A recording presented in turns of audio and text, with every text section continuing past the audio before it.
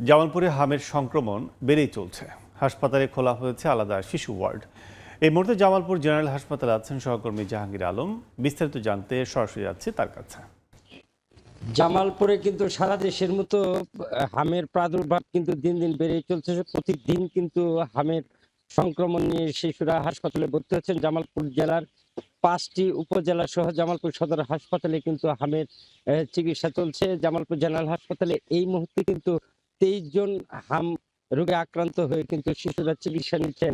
ইতিমধ্যেই জামালপুর জেনারেল হাসপাতাল কর্তৃপক্ষ কিন্তু আইসোলেশন কর্নার নামে একটি ওয়ার্ড কিন্তু চালু করেছেন। আমাদেরকে জামালপুর জেলার সিভিল সার্জন ডাক্তার আজিজুল হক বলেছেন যে হামের চিকিৎসার জন্য যে সমস্ত ওষুধ দরকার, যেমন ভিটামিন এ এবং স্যালাইন দেওয়া হচ্ছে শিশুদেরকে, তারা চিকিৎসা সেবা দিয়ে যাচ্ছেন। এবং আপনি জানেন যে আগামীকাল 20 এপ্রিল থেকে কিন্তু জামালপুরে 2,15,000 শিশুকে হামের টিকা দেওয়া হবে।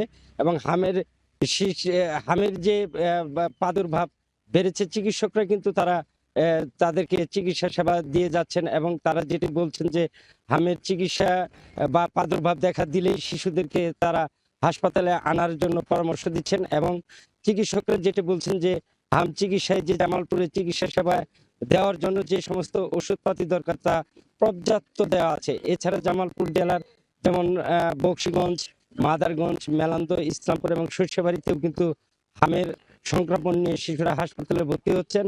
হাম নিয়ে যে ডাক্তারদের যে অভিভাবকদের তারা যে পরামর্শ দিচ্ছেন যে শিশুদেরকে ঠিকমতো পরিচর্যা করতে হবে, তাদেরকে ঠান্ডা বা জ্বর হলেই তাদেরকে যেন হাসপাতালে নিয়ে আসা হয়, তাদেরকে যেন চিকিৎসা দেওয়ার জন্য ডাক্তারদের কাছে দ্রুত নিয়ে আসা হয়। এবং হাসপাতালের চিকিৎসকরা তারা প্রতিনিয়তই সেবা দিয়ে যাচ্ছেন, পরিষ্কার পরিচ্ছন্নতা দিকে তারা লক্ষ্য রাখছেন। এবং হাসপাতালের যে আমরা দেখেছি যে আইসোলেশন ওয়ার্ডের যে শিশুরা তারা কিন্তু চিকিৎসা নিচ্ছেন এবং অনেকেই ইতিমধ্যেই বাড়িতে ফিরে গেছেন। 50 জন শিশু ভালো হয়ে তারা কিন্তু বাড়িতে ফিরে গেছেন।